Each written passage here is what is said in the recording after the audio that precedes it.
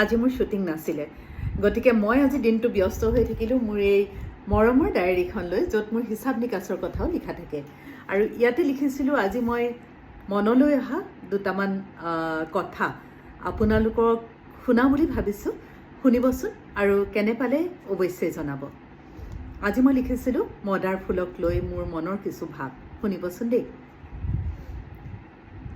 মই মদাৰ, ৰঙা মদাৰ, বসন্তৰ বতৰা অনা ময়েই ৰঙা মদাৰ।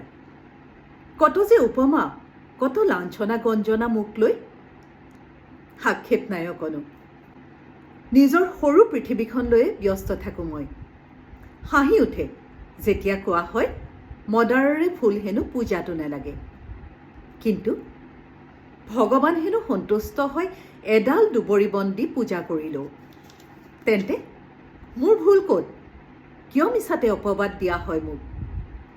নাই নাই, আক্ষেপ নকৰোঁ অকণো। বসন্তৰ বতৰালৈ মই আকৌ যে আহিব লাগিব ধৰালৈ, কিয়নো মই মদাৰ, ৰঙা মদাৰ। কিবা এটা লিখিবলৈ অকণমান চেষ্টা কৰিছিলোঁ। কেনে পালে জনালে সুখী হ'ম। Thank U.